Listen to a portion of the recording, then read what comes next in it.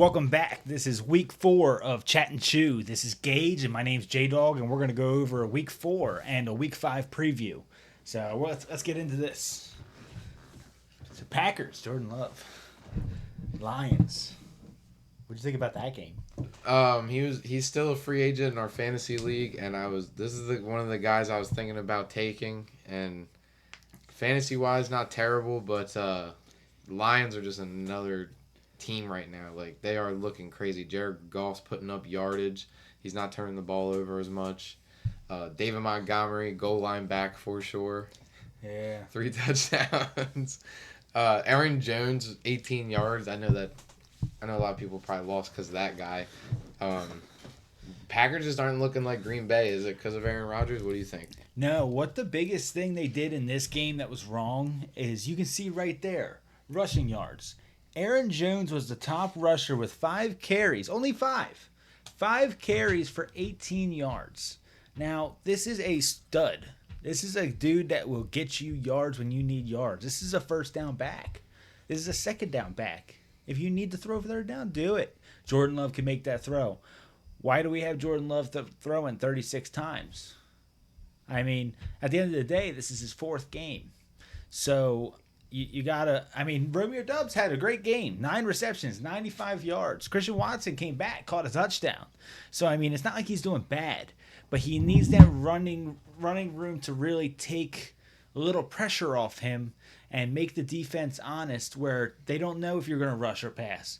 If you're throwing 36 times, only running 5 times, they know what you're going to do. And let me see here. Jared Goff ran 2 times for 10 yards. That's almost half of their carries. For Aaron Jones. Aaron Jones ran for 5 times. A.J. Dillon ran for 5 times. Jordan Love ran for 2 times. Now, why did Jordan Love run almost as much as their running backs? That's my question. So I think that's where they messed up there. Jaden Reed, 55 yards, 3 receptions. Their wide receivers are eating. So you can't complain about that, especially if you have any of them fantasy. Christian Watson coming back. He only had two receptions, 25 yards, and a touchdown. That'll go up. He's getting back from an injury. He's still a little shooken up and getting back into the rhythm. So, but it's good to see him back out there and catching balls. So. Yep, Packers lost me money. I bet the money line last week. So. But, David Montgomery had a game. He came in there, 32 carries, 121 yards, and 3 touchdowns, almost a 4-yard average per carry. So, he's making plays. He is looking like they're number 1. And Jahmyr Gibbs is looking like that guy that's going to catch the balls in the backfield and run it up.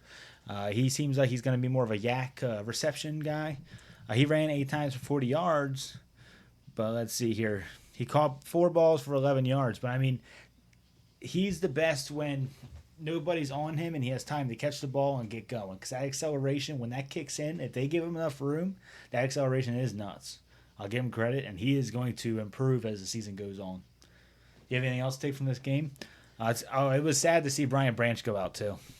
Packers should have taken a note out of the Lions playbook and ran the ball a lot more. Yeah, both interceptions by Jerry Jacobs. Yeah, 5 tackles, 2 interceptions. That Brian Branch has turned into a good player. He's a rookie, and he went down though. I didn't see his injury status before this, but I did see him go down during the game. I think he came back, and then I think he went back out again. So we will check up on the status of that. Yep, I know Musgrave's questionable too, tight end for the Packers. So. Oh man. But, a lot of injuries, man. This year is full of injuries and a lot of weird games too. I've noticed there's a lot of low-scoring teams going against a high-scoring team, and it's like I saw 3 points, 6 points, 7 points. Like it was like almost every game that it felt like there was only a few games where it was like close and it felt like a good game. There was a lot of games this week, especially with teams that you don't expect it from, like teams like the Pittsburgh Steelers, the Bengals, the Browns. The Browns have a great defense, but the Ravens walked all over them. And the Falcons. Bijan. They only have 1 touchdown. The Falcons. So there's a lot of games that were very weird this week that they're not high scoring for some teams. Patriots, they got 3 points. Mac Jones got subbed out for Bailey Zappi. Yeah, I love Bailey Zappi. He's that guy. So He's the future in New England. I'm just telling you all right now. Yeah, I don't believe that. I don't think either of them are. I think Mac Jones has the higher ceiling, but also the lower floor.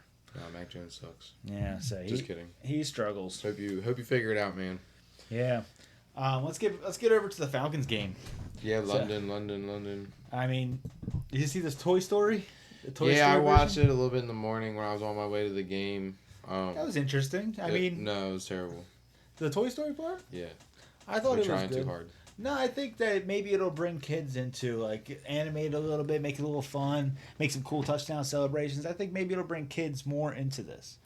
And that's good because they want to bring people, like, of Taylor Swift. She's bringing all the girls in. I don't want to keep hearing about it in every single Chiefs game, but she's bringing the girls in. She's bringing more demographic into these football games, which is good. It's all business. It is. It's all business. All about making and the better business does, the better stuff improves. Let's pay some better refs. You heard that, NFL? Ravens Let's fan. pay some better refs. That's a mad Ravens fan, guys. Well, no, we won. That's good. But Desmond Ridder, he had interceptions on back-to-back plays. He was the first QB to do that since Tua last year at San Francisco. I mean, Bijan Robinson had 105 rushing yards and 32 receiving yards in this game, and they scored 7 points. That's crazy. Gotta capitalize when you can get some points on the board, honestly. Yeah. No points till the third quarter. It was a snoozer. Yeah, Trevor Lawrence led the team until the fourth quarter in rushing yards. Like, Travis Etienne just couldn't get it going at first. Look, 8 carries for 42 yards for Trevor Lawrence. And Travis Etienne, he had 20 carries for 55 yards. Averaging under 3 yards a carry. It's rough. Yeah, and he's a great running back. They just couldn't find room. Christian Kirk having a game, 8 receptions, 84 yards. Calvin Ridley catching a touchdown. Yeah, I was going to say I bet -3 on Jacksonville last week, so made a little money there. But unfortunately, I put more money on Green Bay, and they lost all of the profit from this game. Look at Bijan, though. 14 carries, 105 yards, and a 7.5-yard average. Yeah, Eagles fan. Just imagine how we'd be sitting right now if we managed to pick him up, too. But they got this guy instead. Yeah. Big D. DeAndre Swift. That's that guy. But that's another story for later. Yeah, we'll get to that. So, speaking of our teams, let's get on to the Ravens game. Yeah. Looked a lot better than last week in Indianapolis. Yeah, nobody expected this because, I mean, that defense is crazy. I mean, they are running a backup quarterback, but the quarterback play was not what they were looking at for the Browns. They were looking at defensive play.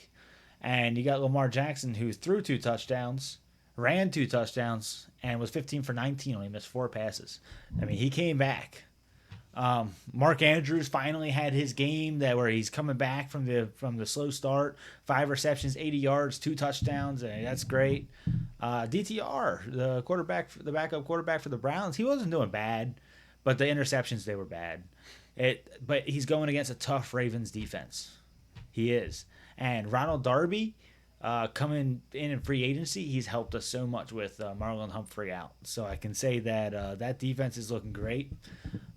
So, I mean, this rookie guy, he's not going to come in there and destroy. He might do good, but, I mean, he couldn't get it going. Defense is looking a little rough. They couldn't really get the running game going too much. They had rushing from a bunch of different people, but they couldn't really get anything. Holy crap, 1 rush for negative 20 yards? I think that was the last play of the game. I didn't even see that one. Holy crap. I think that was like one of those. I mean, the top receiver was David Njoku. That's on his career stats, everybody. Just remember that. That sucks, man. That really hurts the average. Yeah. Dang. Oh. Yeah, I kind of wish I would have bet the Ravens, but I was waiting for that +3 that never came, but you didn't need it, obviously. Unbelievable. Yeah, I bet -6. Damn. Yeah. It's because everybody in our group was talking crap, and then I heard Deshaun Watson wasn't going to be in, and I was like, okay, we got this. Because Lamar Jackson, he was pissed after last week. He was pissed. So is Zay Flowers. Zay Flowers continues to have great games, but not get any touchdowns. 3 receptions, 56 yards, and 18.7 average. I mean, this guy is great. Mark Andrews. He's being covered a lot, and we were rocking without Rashad Bateman and without Odell Beckham. So he's the top receiver. So he's getting covered. He's getting double covered because we don't got no one else. And Mark Andrews it's Mark Andrews. You could double cover him. It doesn't matter. Right? Mark Andrews is gonna make plays when Mark Andrews make plays. Yeah, that made my mouth water because I need a tight end really bad in the league, and when I just see the words Mark Andrews, I'm just like, damn. And 2 touchdowns. Yeah. 5 receptions in a PPR league. That's great. Yeah. Definitely jealous. 80 yards. Very good.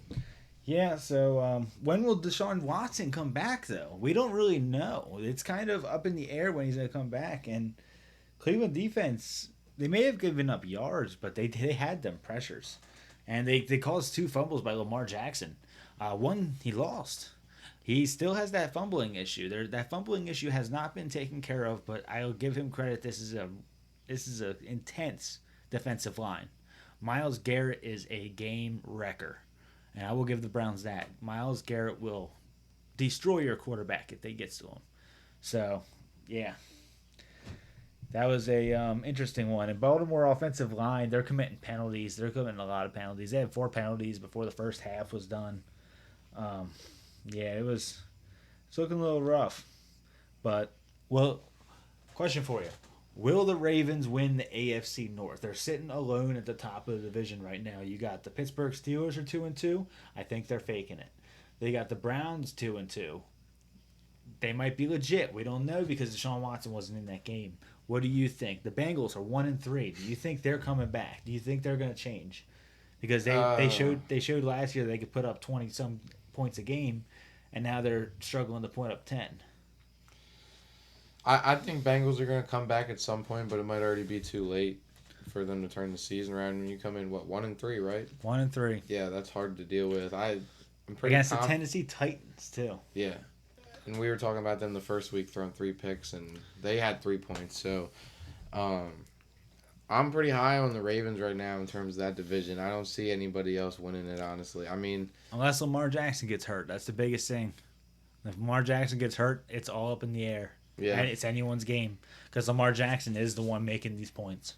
He had 2 passing touchdowns, 2 rushing touchdowns. There is no one else doing it. It's Lamar. Yeah, I love watching Lamar pass the ball now. He just stands there, waits for his read. If he feels somebody coming, he's out. He knows what he's got. He knows now he's trying to throw the ball. It's awesome. Yeah, very good for that team. I see them I see them winning the AFC in general. The biggest problem is that fumbling issue. If he took care of that fumbling issue, I think he would be in the elite conversation. But that fumbling issue, you don't want to lose the turnover battle. That's for any team. You lose the turnover battle, usually you lose the game. All right, so let's get to the next game. Bryce Young. What are you thinking about him and the Panthers? Bryce Young. I kind of thought he was overrated coming out of college. I mean, dude, you're playing for Alabama, but statistically, he's not doing terrible, but like they're not winning games. They're 0-4. This is rough. This is not what you wanted when you got, Miles Sanders, Adam Thielen, Bryce Young. Like they're trying to build a team here. DJ Clark Jr. So that's a lot of really good players. They should not be put on 13 points. Wait, how did they get 13 points? 6 points right there. And they got a pick 6. Exactly. He didn't throw a touchdown. They didn't run a touchdown. No, offensively they scored no points this game. Miles Sanders looking awful. 13 carries for 19 yards. I want to blame the coaches, dog. This team he had a 1.5 average. Yeah, I just feel like this team's too good, man. They need a new coach. Chuba Hubbard has an average of 2.9. That's not how you win football games. That's for sure. Yeah. So, but looking over at the Vikings, I mean, it wasn't much better.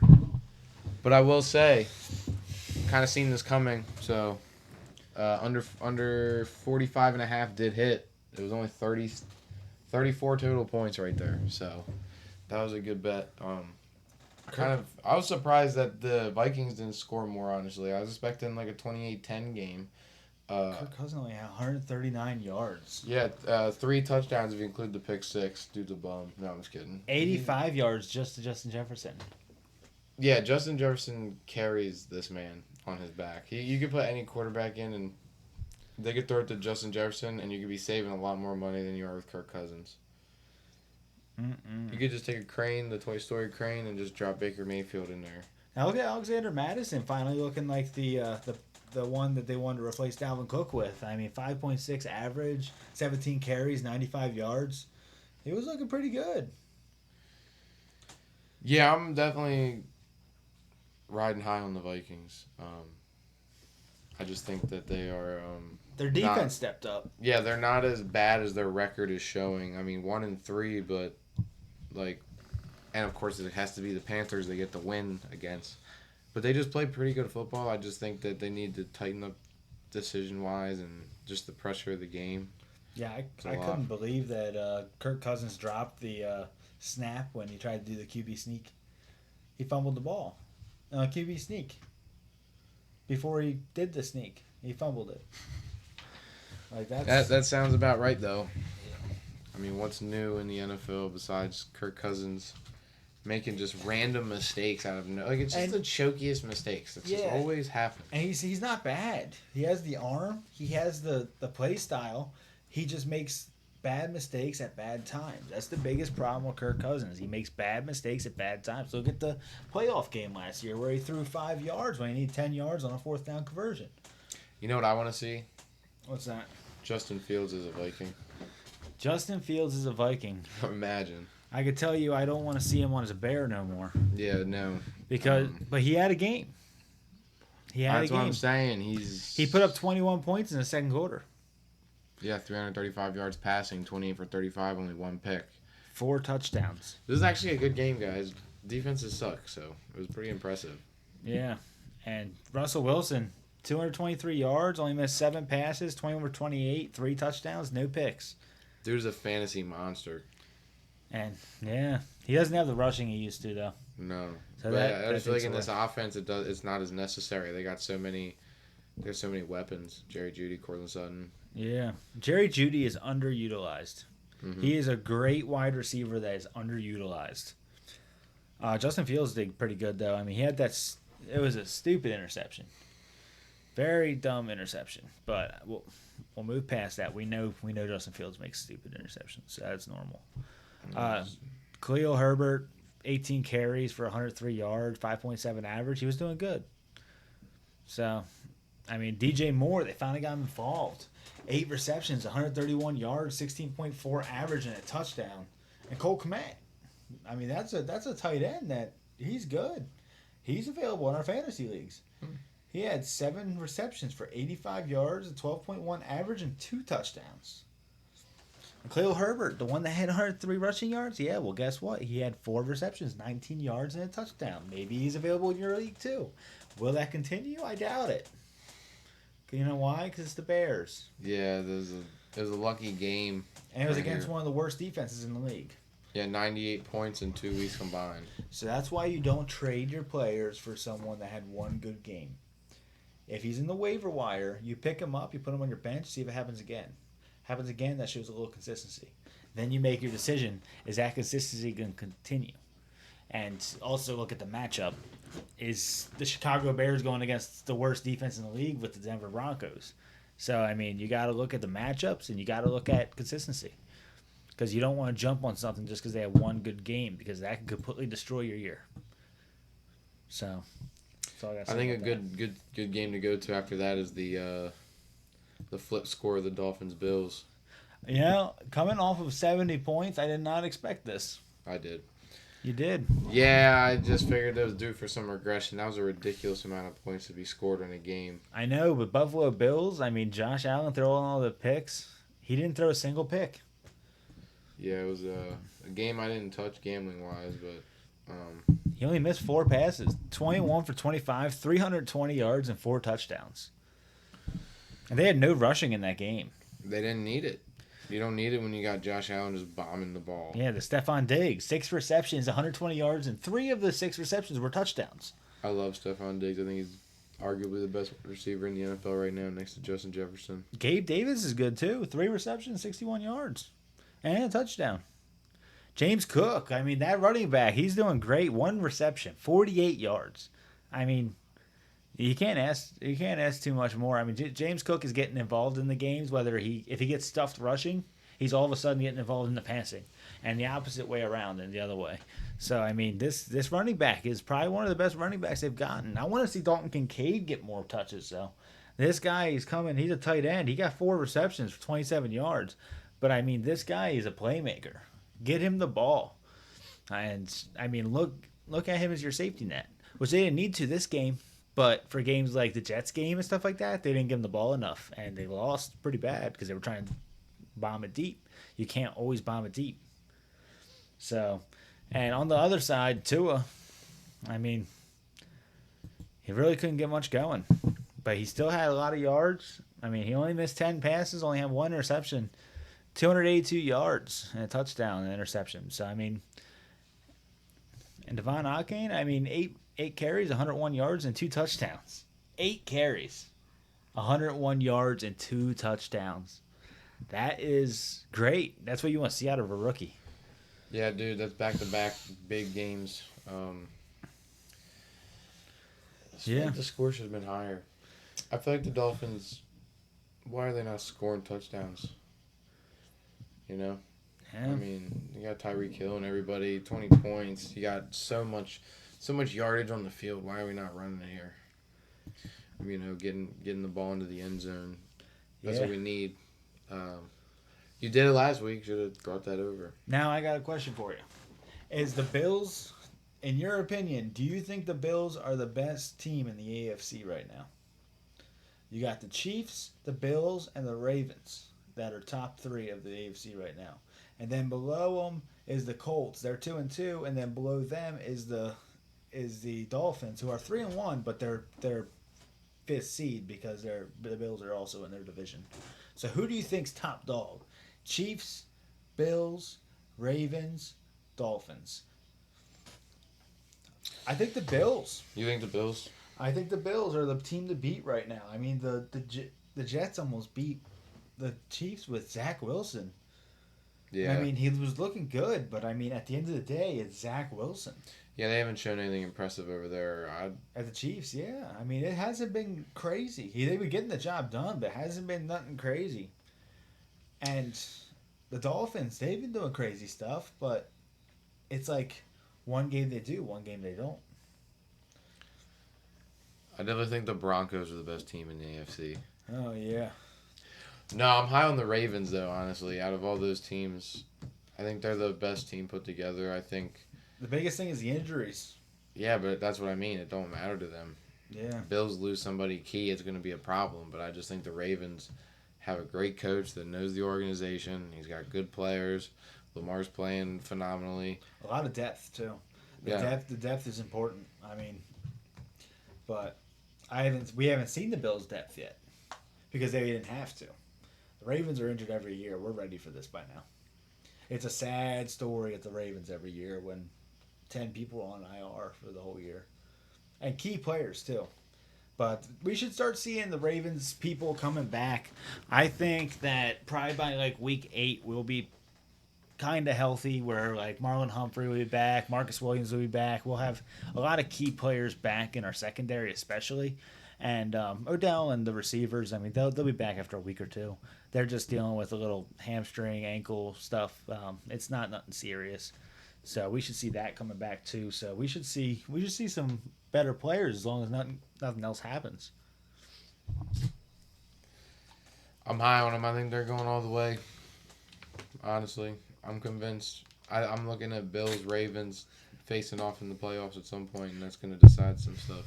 They look like this every year, though, and then Lamar Jackson gets hurt, so I'm not getting excited yet. I get that.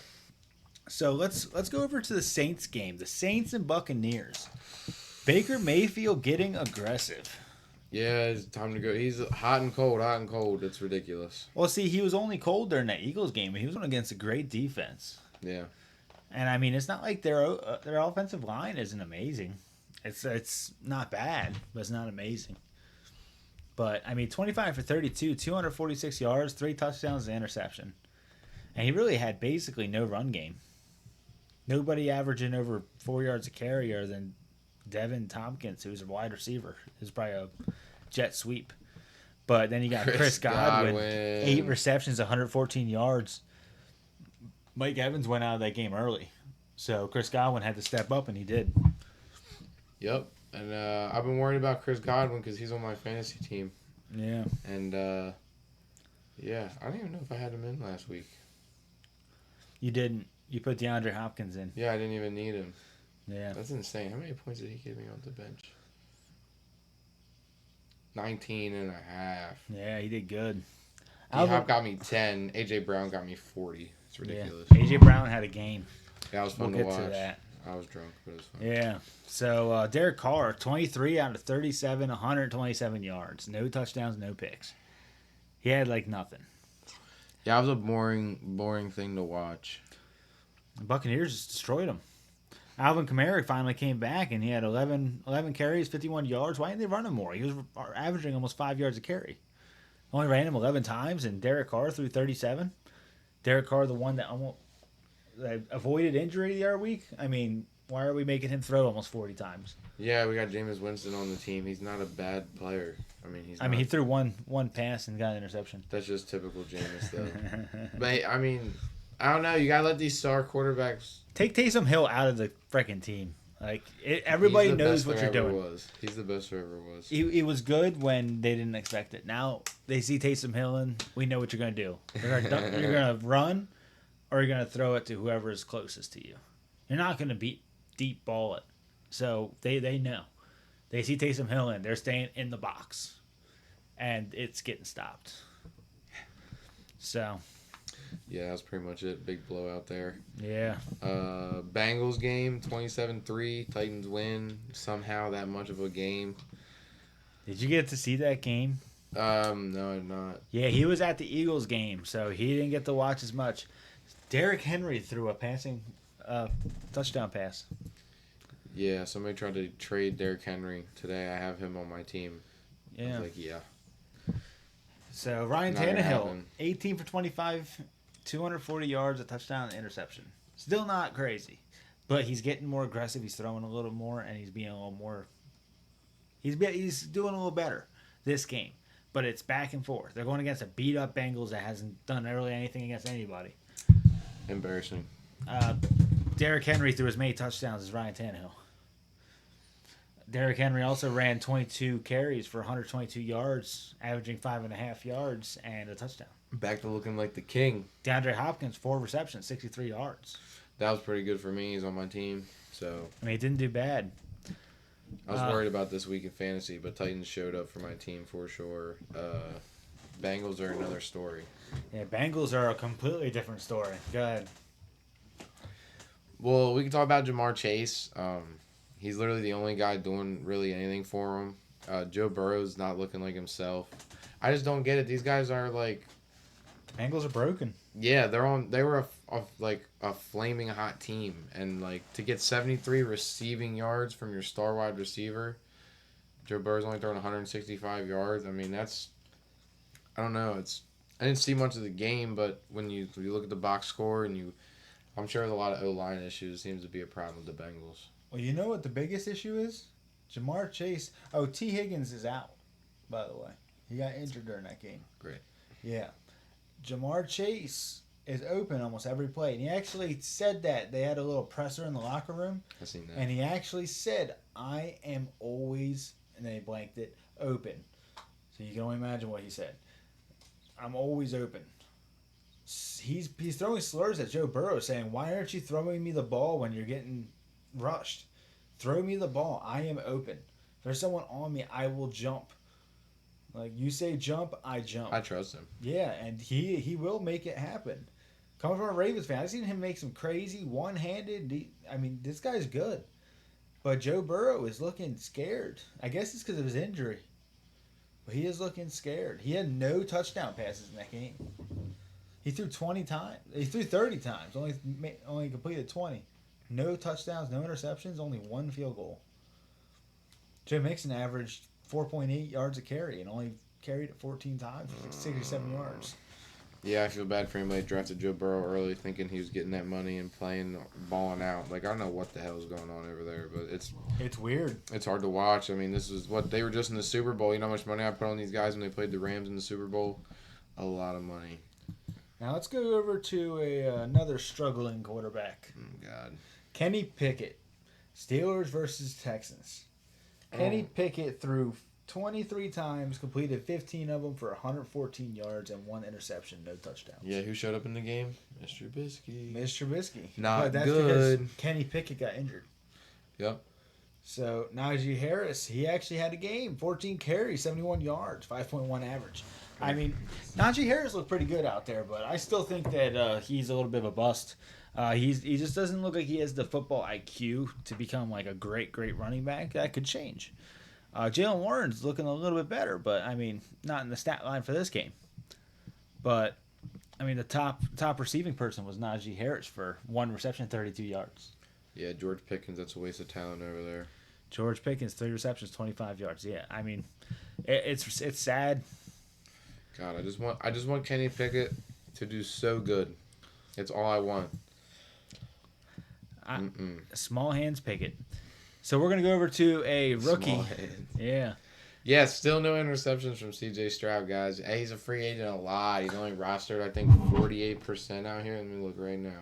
There's another running back that threw a touchdown pass. Devin Singletary. Yeah, that's kind of funny. That was going on. 48% rostered, C.J. Stroud. Yep. We'll talk about that when we get to waiver wire as well. 16 for 30, 306 yards, and 2 touchdowns. I mean, C.J. Stroud had a game. He's been continuously having a game. This guy is balling out. And rushing, Dameon Pierce. He 24 carries, 81 yards. Only a 3.4 average, but I mean, he was getting the ball down the field. C.J. Stroud ran 4 times for 16 yards. Give him credit for that. He was the higher. No, Tank Dell was the highest average. Yeah, I'm still unsure if the Texans are a good team or if they're just playing really shitty teams. Nico Collins, 7 receptions, 168 yards, and 2 touchdowns. He had a great game. Yeah, Stroud's putting it up for him. Yeah. It seems like he's the guy he wants to go to. So, fantasy owners, I wouldn't sell this guy high. I think it's going to continue high. I mean, I don't think this is gonna go down. He seems like he's reliable. Those 7 receptions was off 7 targets.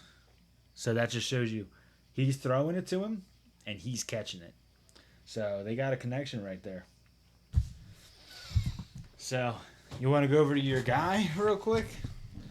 Hey, Richardson. Yeah, good old Anthony Richardson against the Rams. Yeah, it sucked to watch. I mean, he was looking good. He put up 20 points in the first 2 quarters, and it was 20 to 0. Or no. That was the Rams, wasn't it? Yeah, it was 20 zip. They came back. Yep, they came back. That's right. They went to OT. Anthony Richardson's pretty good, though. I'll give him credit. I did not expect it from him. He only completed. He was showing a lot of inconsistency in this game. When I was watching the highlights, it was a lot of good moments and a lot of bad moments. It was like all in between. I mean, he didn't get picked, but he was making some questionable reads. He only completed 11 out of 25 passes, 200 yards, and 2 touchdowns. 2 touchdowns is great, though. Yeah, he's averaging 20 yards a pass, throwing the ball downfield. He's kind of like Lamar when he first came out. He wants the deep ball. He wants to run and throw that deep ball. I mean, that's how Lamar came out of college. He wanted to throw deep. Except Anthony Richardson's a freaking tank. Yeah. He's a monster. Lamar Jackson's agile. This guy's like a Cam Newton style where he'll run right through you. Yep, love it. I love him. I'm glad I drafted him. No regrets. So, Puka Nacua. Yeah, man. 5th round rookie, man. He's on fire still. We told you week 1 to put money on this guy getting Offensive Player of the Year. Guess what? This guy is on week 4 having 9 receptions for 163 yards and a touchdown. This is a 5th round rookie. No one expected anything from this guy. This is probably the most slept on guy in the draft. Yeah, it's weird how that works, isn't it? Yeah. I mean, look at what Jackson Smith and Jaiba was supposed to be the best one. I haven't even heard his name called. Yep. And then Zay Flowers, he's having games, but not like this guy. I don't know. Is it Matt Stafford making him good? Is it Cooper Cup being out? We don't know until he comes back. But I don't think this guy is going to lose any targets. I think maybe Tutu Atwell will. Maybe Van Jefferson will. But I don't think Puka's losing targets. I think Puka is the future of the Rams. And I think Cooper Cup's going to come in there. They're going to share. They're going to have target share, and it's not going to be Puka's going to lose some. It's Cooper Cup's going to come and take it from the rest of the guys, because Puka's going to be making the plays, and Cooper Cup's going to be double covered. Eventually, Puka's going to be the one double covered, and then Cooper Cup's going to eat, and it's just going to go back and forth like that. They're not going to know what to do when they play these guys. This is a crazy passing team, and look at Kyron Williams, 25 carries, 103 yards, and 2 touchdowns. Everywhere. Moving the ball everywhere. It's how they held it down in the beginning. I don't know what they fell on their face at the end. Got lucky at the comeback, but... What's up with Matt Stafford throwing an interception every game? Yeah, I know. Every single game, it feels like he throws an interception. I gotta start my money on that. That's a real bet out there. Yeah. People preying on people's downfall. Yeah. So, you want to talk about your game that you were at? Yeah. Eagles Commanders. Crazy game. Closest game I've ever seen ever, and I went to the game, so it was pretty nuts. It was crazy. Yeah, I screamed my freaking chest off, so that's why my voice sounds like this. I'm pretty hammered up from it. Lots of alcohol, lots of screaming. It was a fun game. I mean, even when they were behind at the half, 17-10, it was just a good time, and you just always had faith in the Eagles to come back and win somehow. And once they capped it off, I thought that was the end of it. And then the Commanders, Sam Howell, that clutch drive at the end, it was... Eagles fans went nuts. It got a little quiet. The boos were heard. It was bad. It was the last play of the game when he threw that touchdown, right? Last 2 seconds? Overtime, bonus football. It was fun. I'm glad I went. Yeah. I mean, Jalen Hurts, 25-37, 319 yards and 2 touchdowns. Yeah, he literally played perfect football. It was so crazy to watch. I mean, the dude was just dropping the ball where it needed to be. And, I mean, a lot of those incompletions were just deep freaking bombs at Devontae Smith or A.J. Brown. So, right. Yeah, A.J. Brown gave me almost 40 points on fantasy. DeAndre Swift didn't have the biggest game, but he didn't really need to. But he also got 4 receptions, so 23 yards, PPR leagues. That's big. Yeah, that's an extra 4 points. Yeah, he's still my guy. I'm ride or die. I'm still rooting for him. A.J. Brown, 175 yards and 2 touchdowns. I mean, average almost 20 yards a catch. Yeah, that dude's on fire. That's why you throw him the ball. I mean, he proved himself. He doesn't just talk the talk; he walks it too. But on the other side, I mean, it wasn't bad either. He was playing pretty good football. Yeah, Sam Howell was playing good football too. Honestly, I mean, dude put out some pretty good passes. He put together some good drives. Terry McLaurin catching every ball he needed to. Diami Brown with the deep catches, deep receptions, 25.5 yards per catch. Sam Howell rushing when he needed to, averaging almost 7 yards a rush. Is this guy a sleeper in the fantasy waiver wire? You may have to stick around to find out. Yeah. Brian Robinson Jr., 14 carries, 45 yards, and a touchdown. I mean, this guy, he's pretty consistent. I mean, he only averaged 3.2 right there, but every week he seems like he shows up to play. He is a brutal football player. I mean, he'll run through that line. He'll run through 3 people and still make yards. So, I mean, that Brian Robinson, he impresses me. He came off a gunshot round last year, and he came in and played good football right away. It was pretty quick, too. So, I mean, Scary Terry, 8 receptions, 86 yards. He was doing good. I do know Curtis Samuel and Jahan Dotson right now are questionable. So, that's going to create more targets for Terry. Terry McLaurin is going to be a big target next week. So expect that. Even if they're both back, they're going to have a little bit less targets because they're going to be worried about them re-injuring themselves. That's our other top 2 wide receivers. So when you got Scary Terry on the field and the rest are recovering, he's going to eat. So be ready for that. All right. Yep. So which one do you want to talk about? Patriots sucking. Oh, man. Cowboys looking better than they should. Not in the red zone. Yeah, I know. Scoring every time they needed to. I mean, not really. The red zone offense for the Cowboys was just downright awful. Dak Prescott only had 1 touchdown. They had a Hunter Luepke score a touchdown, and guess what? The rest is on the defense and special teams. I mean, Wow, Patriots suck. I didn't realize it was that bad. yeah. I mean, Dak threw for 261 yards and a touchdown, 28 completed passes out of 34. He only missed 6 passes. So it's not like he was doing bad. Cooper Rush even came in there and went 2 for 2 for 20 yards. Guy.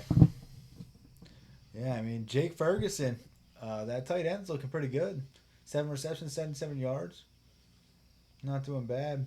Brandon Cooks really needs to get going. I want to see him actually get into this offense because I like Brandon Cooks, and I think he has a shot at actually doing something here. So I hope that Brandon Cooks gets more involved in this offense because he's a great wide receiver.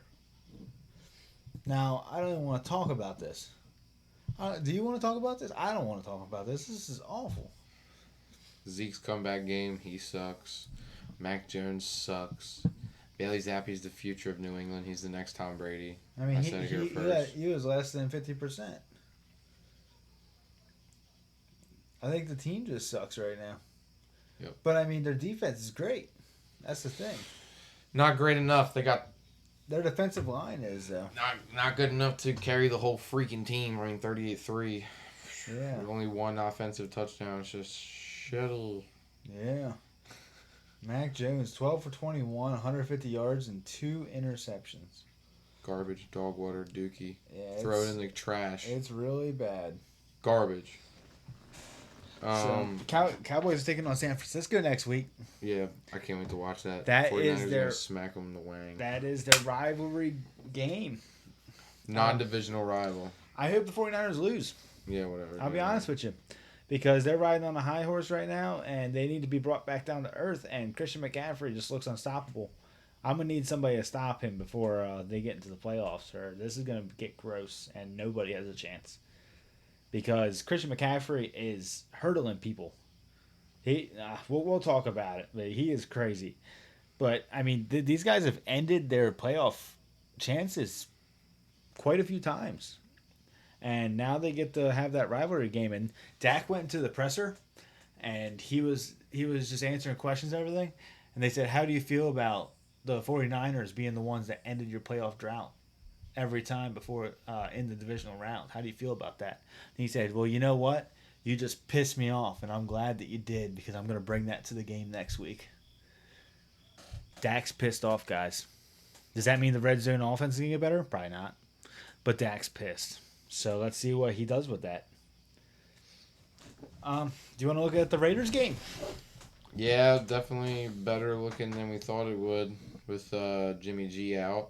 Yeah, Aiden O'Connell not looking awful. No, but not enough for the Chargers. Khalil Mack, 6 sacks and 2 fumbles. Justin Herbert with only 13 completions and 167 yards. Somehow still winning the game.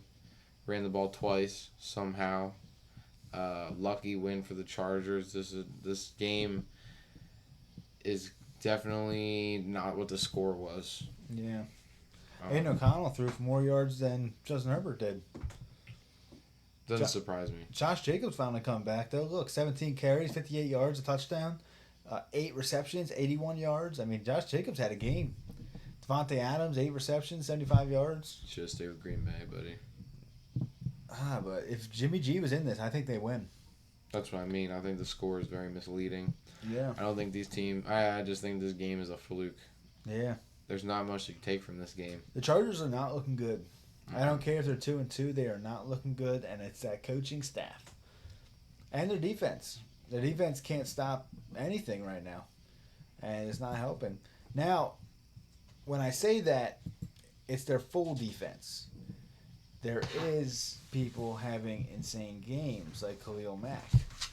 I mean, Khalil Mack had 6 freaking sacks. That is insane. 6 sacks and 2 fumbles. So, I mean, he did. There is people making plays on defense, but it's not a good defense as a whole. That's the biggest issue. Yep, I'm pretty sure I bet the under in this game, and did not go good. Yeah.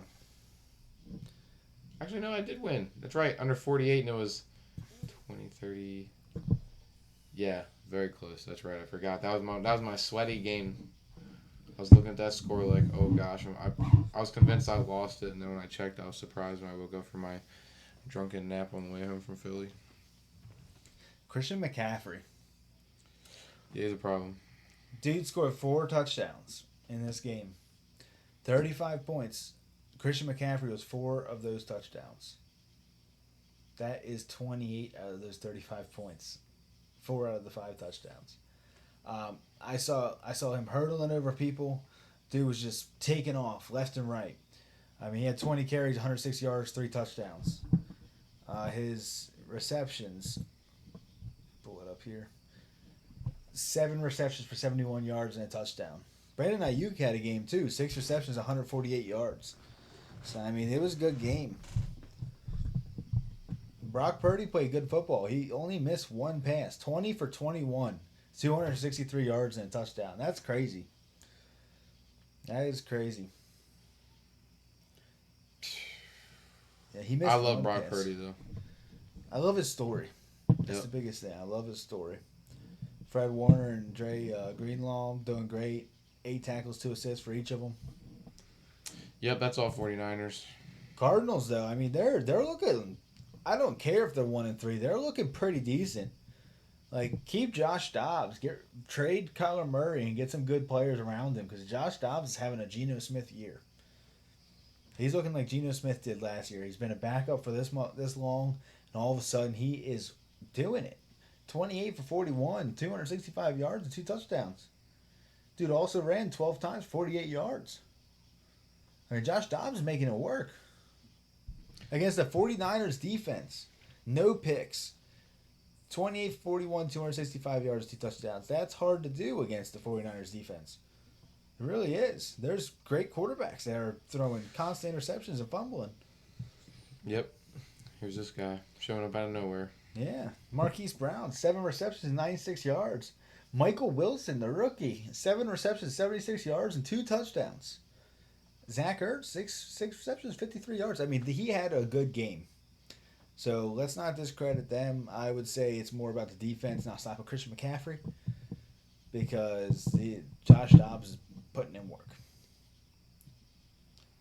I agree. Yeah. So now talk about the game that everybody's talking about. But nobody's talking about the right thing about it. You know what they're talking about? Yep. I know what you're going to say. Here it comes. Taylor Swift. I love it. I think she's the best. I'm glad I she's a saw part of Taylor football. Swift more times than I saw plays in this game. Why do I have to look at her every time the camera turns? But it's getting views. It's getting views. It's making sales. It's good for business. So that's Travis why. Kelce's out here just putting up his yards. Yeah, I mean, Travis Kelce, 6 receptions, 60 yards. Now, Patrick Mahomes did say he feels pressure because of Taylor Swift being there that he has to get him the ball, which that's a problem. You don't want to put pressure on your quarterback to get one person the ball. You get the person that is open the ball. You don't get it. You don't get it to one person because their girlfriend's sitting upstairs. So that might be that. Might Yeah, be that's an one issue. hell of a wingman. Yeah, I mean, Patrick Mahomes. Look at him, 18 for 30, 203 yards, a touchdown, and 2 interceptions. That doesn't look like Patrick Mahomes. 2 picks. Isaiah Against Jets. Pacheco had a great game though. Zach Wilson, I told everybody. 20 carries, 115 yards for Isaiah Pacheco. 3 receptions, 43 yards. He was having a good game. But Zach Wilson was looking like he was making these back shoulder throws that looked so clean. That touchdown pass to that tight end. I mean, he had a touchdown pass that he threw into the tight end that tight end just barely let go of it. If that would have just been thrown a little bit higher, that would have been another touchdown. This game would have been Jets. Yep. So Close. yeah, this is a hard one. Jets are scary still. I still hate that Aaron Rodgers is hurt though. It kind of pisses me off, but whatever. It pisses all the Jets fans off too. Yeah. It sucks. Yeah. They need to get the running backs the ball more though. So depressing. 11 rushes between Yeah, but they Brees Hall and Dalvin Cook. So I think Dalvin Cook sucks. Brees Hall was averaging almost 10 yards a carry. He always does. Yeah, they don't get him the ball enough. Feed him. He ran like 40 yards, and then he looked up at the camera and went, like, feed him. Feed this guy. He is making plays. Yeah, I don't know. Too much pressure for Zach Wilson, I think. Why are they putting pressure on Zach Wilson? You have, like, the best running back duo if you just use them right. Dalvin Cook is a pass-catching back that can also run on the outside. Brees Hall is a run inside or run outside guy. He will run right through their throat and run up the field. That's how you use them. Why can't the Jets figure this out? Look at the Vikings. That's how they use Dalvin Cook. That's why he was a 1,000-yard rusher so many times. And then Brees Hall. I mean, this dude can pretty much run anything. Just give him the ball. You don't give him the ball enough. I know he got hurt last year, but don't be scared. You know what I'm scared about? The Giants. The Giants.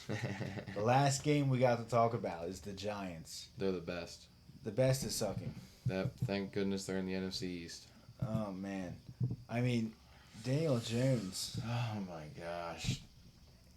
But it's not all his fault. Do you realize he got sacked 11 times? Their line is such freaking garbage every week. I don't understand. They want to blame Daniel Jones, but dude's running for his life. He still ran 10 times for 66 yards. He has to. Yeah, he threw 27 for 34. Out there to fucking die. Poor guy. He only missed 7 passes. But yeah. Dude is getting sacked constantly. Yeah, and then the coach yells at him like... Yeah, they're looking at him. He had 2 interceptions and a fumble, but that offensive line is breaking down for everybody. Against the Seahawks. Yep, Seahawks got Joe Burrow next week. It's part of the gambling thing, so just stick around. 2 weeks. 2 weeks? Yeah, 2 weeks. Yep, so Seahawks got Joe Burrow coming up in 2 weeks. 11 sacks, man. I mean, Daniel Jones has to be hurting. He's getting sacked so much every game. That's probably awful. tired of playing. Isn't that a record? 11 sacks? I have no idea. It's holy crap! Close. Like seriously. Who had the sacks? Let me look at the Seahawks defense stats right now. Bobby Wagner. 2. Jesus. 1. Nobody was. It was everybody. Yeah, that's so bad. Their whole team was getting one. Like, who wants to hit the guy next? We hate him. Yeah. We want him hurt. That's what they act like. Freaking embarrassing. Yeah. Giants are not looking great week to week. So now we're going to get to notable fantasy week 4 injuries. So there's injuries that happen every week.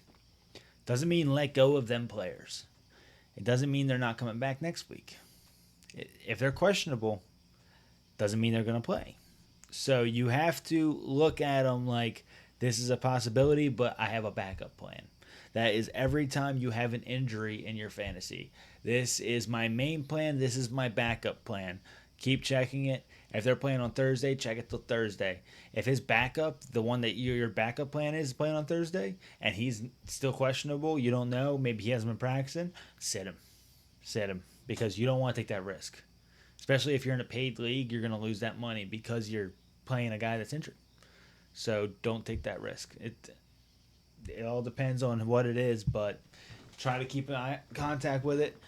Keep a few backups so you have more than one option. So if there is a guy playing on Thursday, but both your other backup is playing on Sunday, and so is that guy, you can keep checking them out. So we're gonna go over this quick. I'll do the first, you do the second. All right. So Washington Commanders, they got 2 wide receivers out. They got Jahan Dotson, ankle. He's questionable. He did not report to practice on Monday.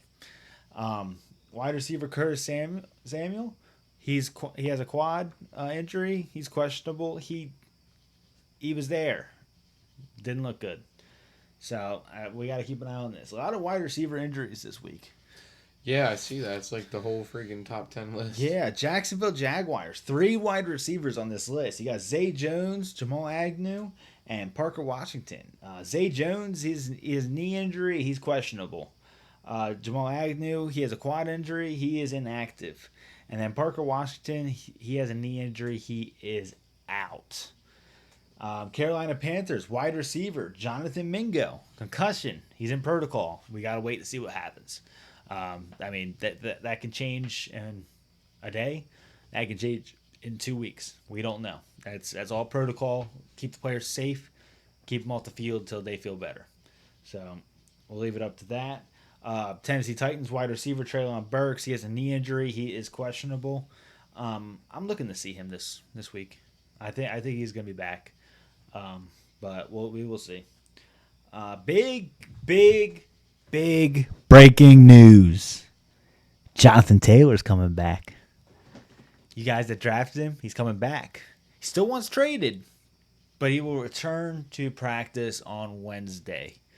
So there is a chance you guys that are 0-4, 0-3-1, Sam, you might have a guy coming back that might actually be pretty good. So we'll see. Cooper Kupp, he should be coming back soon too. Running back Saquon Barkley, ankle, questionable. He should be coming back in the next few weeks. I'm not sure which week. He's one of my guys. He's one of my guys on my fantasy league. I'm not starting him unless I hear a 100% yes. I have backup options. They're not the best, but I'd rather have not the best than nothing. So I would wait. Maybe even wait one game in. Unless he's a 100%. They say he's 100%. If they say he's getting back in rhythm, but he's not 100%, but he's going to play, sit him. Because he might re-injure it. If they force him to play on an injury, that could be bad. So we'll see what happens there. Tight end Daniel Bellinger, he has a knee injury. He's questionable as well. New Orleans Saints tight end Forrest Maru, he has an ankle injury. He's questionable to play. Baltimore Ravens, 2 wide receivers. You got Odell Beckham Jr. and Rashad Bateman. Rashad Bateman's dealing with a hamstring. Odell Beckham's dealing with ankle. We should see them next week. Now, neither of them are serious. We should see them, but they're going to slowly move them back in, which is what you should do. I think Odell Beckham's more of a yes than Rashad Bateman. Hamstring's a little harder to come back from than a little ankle twist that Odell had. He's looking like he's going to come back. I saw a few Instagram videos from Marlon Humphrey taking videos of Odell. He said, "I'll see you guys next week." So I think he's going to be back. Oh, snap. Yeah. Pittsburgh Steelers QB Kenny Pickett. He has a knee bone bruise. He is questionable. We might get the Mitch Trubisky experience. That might be better. Nope. That might be never better. better. I don't know. Mitch Trubisky's not good. I don't know. When you can only put up 6 points a game, I think anything's better. You hope. You hope, but I doubt it. Tight end Pat Freiermuth, hamstring injury. He's expected to miss like 2 to 3 weeks. So we'll see what happens with that. You can take it from there. Yep. All right, Philly, the Eagles. Quez Watkins, hamstring injury. He is questionable. Britton Covey, a head injury. He's in concussion protocol. It's a big deal for our special teams, so keep an eye on that. Yeah, Covey was having a game. Yeah, it was really fun to watch. He's that been having in person. a few games. Yeah. Yeah, it was really cool. L.A. Rams, Tyler Higbee, questionable thumb injury. Running back Kyron Williams with a bruised hip. He's also questionable. Yeah, that's hard. That's a hard hit. Kyron Williams had a game. Yeah, that hurts too. Not All of good. these do. Matt Stafford, hip contusion, expected to play. I feel like we're pushing our quarterbacks to play when they're hurt a lot lately. And especially Matt Stafford. Look how it went last year. He did awful in playing on injury. Yeah, with that back injury. Couldn't imagine. Cooper Kupp, he's resuming practice next week, so keep an eye on him. He should be coming back. I think that might take away some targets from Tutu Atwell. Now, I think Puka will still have his, but I think Tutu Atwell will lose a lot of his targets. Yeah, it's a shame. Yeah, he's good. He's a good kid. For the Bengals, we got T. Higgins. He's got a fractured rib, so he's questionable, but how questionable? Yeah, he's not coming back for a little while. They say he's questionable, but he's not coming back for a little while. Also, Charlie Jones with a thumb injury put on IR Friday, so drop him if you need to for some extra space. Think about it. They said T. Higgins, fractured rib. He's questionable. He might play. This guy, thumb injury. Yeah, his thumb IR. like, yep, Injury reserve. What is going on with the Bengals, man? What's going on with the NFL? Everybody's getting hurt. I know. Rico Dodal with a hip contusion. I think Dallas Cowboys always have the weirdest names, man. He's questionable. Elijah Mitchell with a kneecap injury, day to day. Wide receiver Juwan Jennings with a shin injury. He's also day to day. That's a hard one. Yeah, but that's a big team, so I'm not. That'll be all right, I think. Yeah. Jimmy G, we're still waiting on his protocol. but I think they'll be fine without him too. Hopefully Debo's back to 100%. That's what we're hoping for. I'll go about halfway through and then let you finish it off. All right. So we're gonna go into QBs for the waiver wire that are good to be picked up. So the first QB I had that would be a good pickup. He's only 9% roster, but the dude's having a breakout season. His first season in the NFL. If you guessed C.J. Stroud, you guessed it. He is 9% rostered. This dude is killing it. He's a top 10 QB. I mean, he's thrown for 280 plus yards and 2 touchdowns in his last 3 games. And the next 3 weeks is Falcons, Saints, bye week.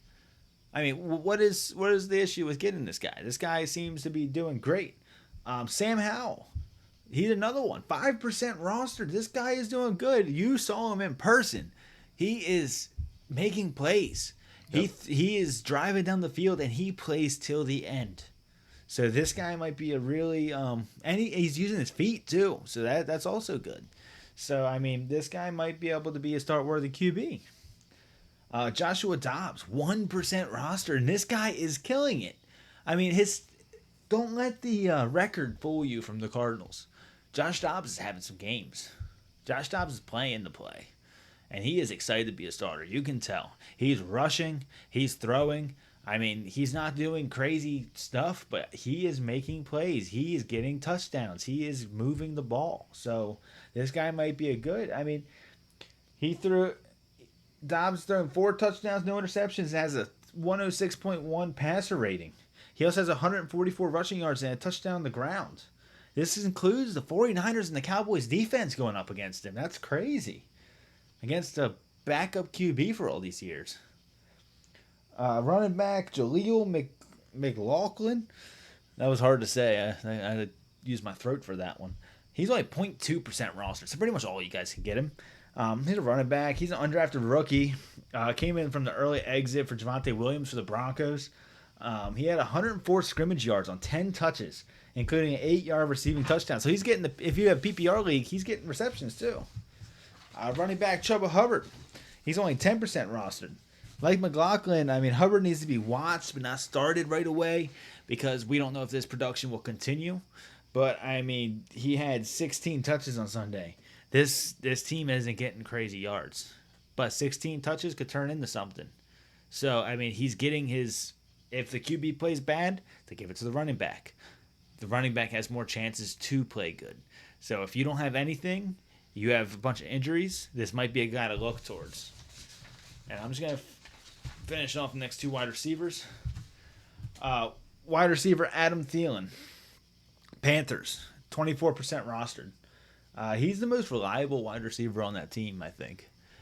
Old reliable. Absolutely. Old That's reliable. why they brought him in. Yeah, I mean, for the 3rd straight week, he's averaged 15-plus fantasy points. Ignore the first week. He was getting used to a new offense. Yep. But, I mean, he's a top 10 wide receiver on the year. Surprising, quietly. Yeah. And wide receiver Michael Wilson. This is a big one. This is why I wanted to go to this one. Is because this guy is a rookie receiver who broke out on Sunday. And this could be another Puka situation where we don't know what he's capable of. Put him in your bench. Watch him. Because I think this guy's about to blow up and Josh Dobbs is having a year. So I think this guy, he's doing great. He got 9 catches, but 13 targets for 95 yards. Or no, sorry, I'm looking at the wrong one. 7 catches on 7 targets. He caught all of his targets for 76 yards and 2 touchdowns against the 49ers defense. So if he can do that against the 49ers defense, what can he do against the Broncos, the Bears? So think about the crazy stuff this guy is capable of. If he can do this on the 49ers defense, I think he can continue it. And he just had a breakout game. Put him on your bench. So, good. Next wide receiver, Romeo Dobbs with the Packers, 24% rostered. Even with Christian Watson coming back, this dude's still making plays. He got 9 catches on 13 targets for 95 yards. Regardless with Christian Watson coming back, this guy is obviously somebody Jordan Love favors, and sometimes on a team, that's all that matters is who's the QB want to throw it to, you know? Right. Tight end Jake Ferguson of the Dallas Cowboys, he's 9% rostered. He's averaging 12.3 fantasy points per game, and he led the Cowboys with 7 catches on 7 targets for 77 yards. Ferguson leads the entire NFL with 11 red zone targets. Does that mean he's catching them getting touchdowns? No, but that could change as the year goes on. I think they're going to get a little more efficient in the red zone. They're due for some progression.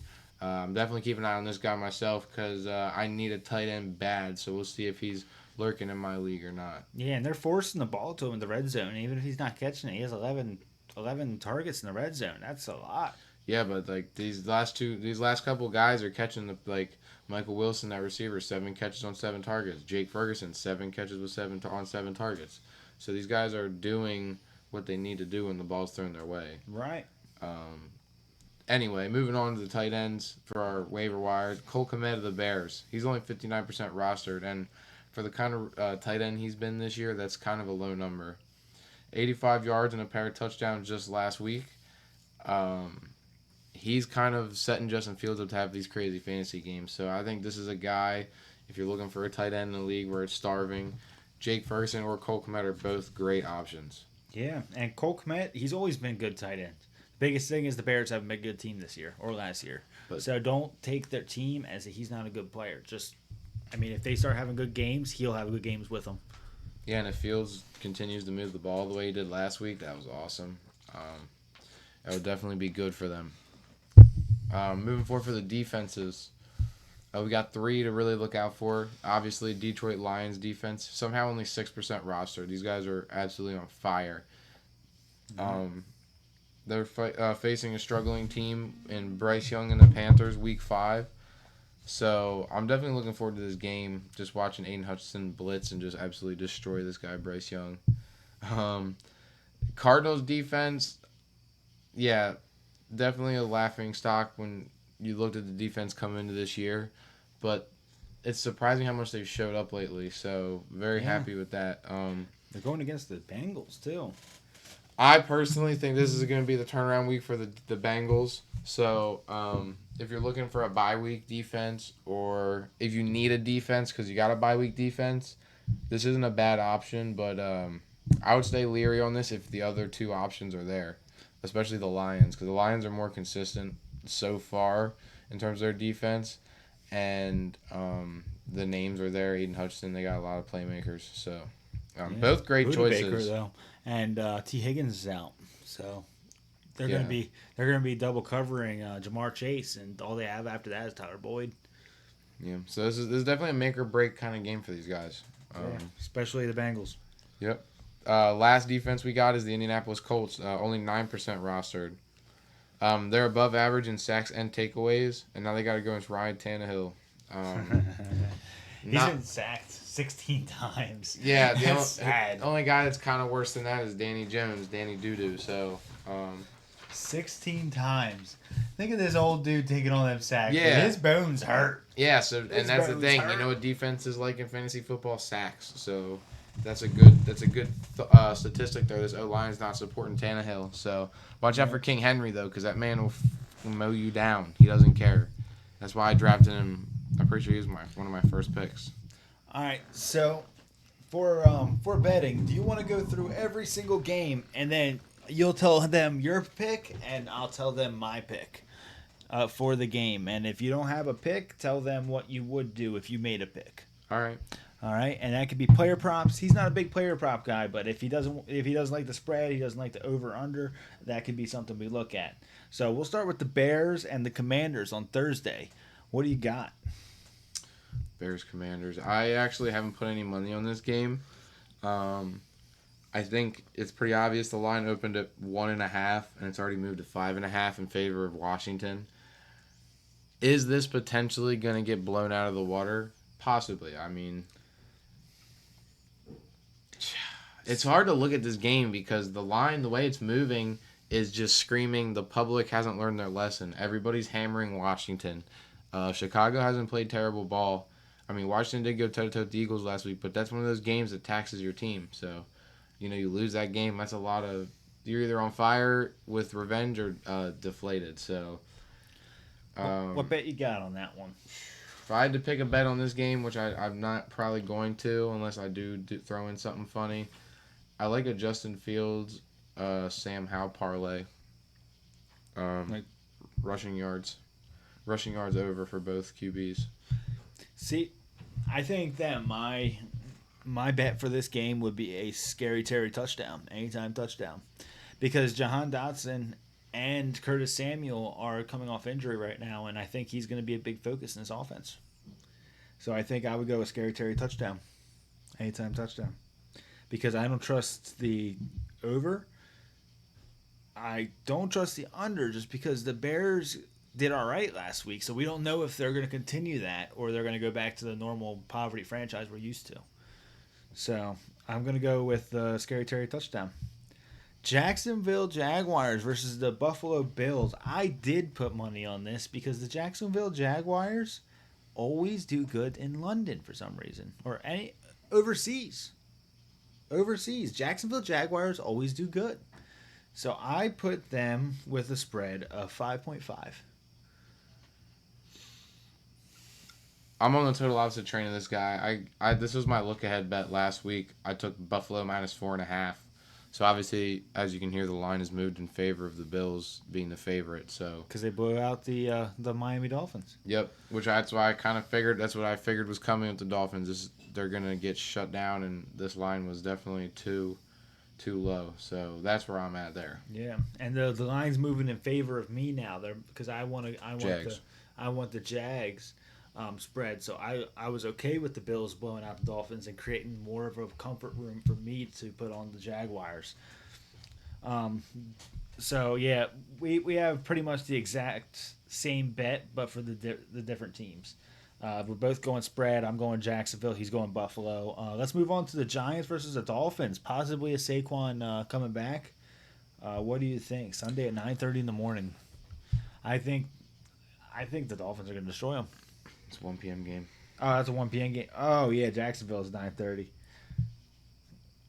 But yeah, If I'm not betting this game, but if I had to, I'd go team total under New York Giants under 19.5. They suck. They're not scoring 19 points. So once Saquon comes back, I don't think it matters anymore. I'm tired of this team. I think they're garbage. That's where I'm at. If I I hate had to, them anyway. if I had to put anything, it's the most reliable bet on any game with the Dolphins. It's anytime touchdown by Tyreek Hill. Not last week. Anytime touchdown by Tyreek Hill. That is the most reliable bet. It's kind of like Christian McCaffrey with the 49ers. Now, I'm going to give you a parlay for the 49ers because you never want to do anytime touchdown for Christian McCaffrey. Because they literally going to give you the worst odds ever because he does it every game. Carolina Panthers for Detroit Lions. I think that's pretty obvious. Yeah, I'd probably bet the team total under for the Lions. They got 27.5. That's way too many points. I don't see the Lions blowing them out this bad, but that's a nasty bet. I don't really like that game. The line was at +5, but it's moved to 9. So obviously the Lions moving towards Detroit. If you snag the -5 early with the Lions, good for you. That's a good bet. But like this is a big spread. Maybe eyeball Carolina because again they're 0-4, but for some reason they seem to stay close enough. But the Lions are a different team, so that's why I'm not touching this game. I don't really like any of this. Yeah, this one's the one I wouldn't touch as well. But if I had to do anything, it'd probably be something with Amon Ra, because this guy's going to go off because this Panthers secondary is just bad. So I think St. Brown's going to have a great game. So I'd probably put over on his yards. What's his? I can't see what his yards are at. It wasn't showing me here a second ago. Yeah, it's still not showing me. I would think it's probably going to be. They're probably going to try saying like 70, but I would probably only go over like 60 at the most, just in case this is a trap game, because he'll probably get at least 60. But so I'd probably my prop bet would probably be 60 yards over for St. Brown. All right, moving on. Baltimore, right? Yeah, Baltimore versus the Steelers. I got lots of stuff for this one. I got team total over 20.5 for Baltimore. Yeah, if That's you where I'm if at. you bet the Steelers to score a bunch, then I'm worried about you. The biggest thing is their defense. So their defense scores, they're scoring. But I think, I mean, right now the spread's -4 for the Baltimore Ravens. I can't see that being too wrong. We just went against the Cleveland Browns, who honestly have been having better defensive plays than the Steelers. TJ Watt is the best defensive play in general, but they don't have the line, the full line, like the Browns did. And Lamar Jackson managed to do what he did last week with that. So going against just TJ Watt, you run left side, you're good. So I think that he has a little. Now you got to watch Joey Porter Jr. Kid's doing pretty good. So yeah, I would go the -4 with the Ravens, maybe even money line, but the money line's looking a little less good. 198. Yeah.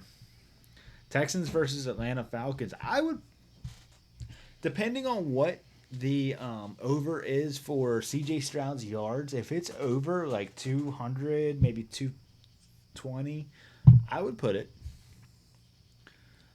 I'd put it. And they're actually, Texans are saying they're going to lose this game after Desmond Ridder. I would actually put money line Houston Texans. They're saying +110 for the Houston Texans this game, and I think that's a good value. Yeah, everybody, the public's all over this game. Yeah, because I mean Desmond Ridder was throwing through 2 picks in 2 plays last game, and this Houston defense is actually looking pretty good, and they're forcing pressure. And if Desmond Ridder can't handle that pressure, they're going to handle him. So that's what I would do. Is there anything you would do for this game? Yeah, Texans money line. I'm actually looking at it now. I like them as an underdog. I'm only sprinkling a little bit on this game. Yeah, probably like half a unit. Yeah, probably half unit. Texans money line because Atlanta at home. It seems like Bijan likes being home, so gotta watch out for that. But CJ Stroud's on fire. I'm not worried about it. New England Patriots are on favorites against the Saints. Just because these teams stink. Yeah, this is gonna be a bummer. I'll put. Do you think the under? Yeah, 40? Under 40. I still think there's some value there, but that thing's going to be moving so fast. I wouldn't even touch this game. I'm with a 10-foot pole. Yeah, I'm not going to probably do anything with it just because it was at 42. I like that number more, but I didn't get that. It's already moving to 40, so I'm good. Yeah. Colts versus Tennessee Titans. I'd put the over for Derrick Henry's yards. I think he's going to be undervalued just because he only had one good game, and I think Derrick Henry's back. I actually put a fat unit on the Colts money line, -110. Really? Yep. I think they're the better football team. I think it might. I like the over too. If you would tease whichever team you think's gonna win spread with the over, I think you'd be good. Because I think these teams both have ways to score, and I think this is the kind of game where the defenses are gonna let that happen. Yeah. But I'm just on the Colts money line. I think they're the better team. Rams versus Eagles. Yeah, I bet Philly -4. That's no bias. The line's already moved to 4.5, and I bet that earlier today. You can still get a -4 at DraftKings for -112. Come on. I mean, this is the first time I'm going to disagree with you about the Eagles. I think the Rams have been playing good, and I think the Eagles have been playing very rough the last few games. Since the beginning of this year, they've been playing rough. Jalen Hurts looks off. 1 week he blamed the sickness, but he looked off in the first game. He looked off in the second game, and it's been kind of continuing. And the Rams is looking tough, and you're going to have a lot of pressure in his face. And the biggest thing is if they cover A.J. Brown, Devontae Smith's open, but are they going to be able to cover Puka, Tutu, Kyron Williams? I mean, it's going to be hard. Jalen Carter's going to be all over the running game, which is going to force them to throw. But that Puka is out of this world, man. Yeah, I hope we stuff him. Yeah, I would not go money line for either of these. I would not go spread for either of these personally. What I would do is I would hit the over because I think this is going to be a shootout. I think Big Play Slay, he's been looking like good, but he's been getting burnt quite a bit. So I think Puka's going to have a game here, and I think A.J. Brown and Devontae Smith are going to have a game here. And if they allow this running game to happen at all, I think this is going to be a big game. All right, we got a few more here. Bengals versus Arizona Cardinals. Yeah, I bet Bengals -3. This line opened at 7.5, but it's already moved that far. Not much for me to say there other than I think this is the game that the Bengals at least bounce back and get a 6, 7, 10 point win. But it's kind of just how you feel, so just kind of depends on your personal. Right. Yeah, I mean, I'd probably hit the under for this. I don't think there's going to be much scoring. 44.5. I mean, I don't think there's going to be that much scoring in this game. You got T. Higgins out, who's a big touchdown person. And I think this is going to be a low scoring game. KC Chiefs versus the Minnesota Vikings. I don't like it. No. No, I mean the Minnesota Vikings looks tempting for the money line just because they're the Minnesota Vikings with Justin Jefferson, but they've both been playing a little rough. I mean, KC Chiefs are winning, but they almost lost to Zach Wilson. Kirk Cousins with Justin Jefferson's a lot better than Zach Wilson with Garrett Wilson. So, Yeah, I actually put the Chiefs -6 here. And it's already moved down. Yeah, that was my I think that was my other look ahead bet. Yeah. So I was surprised.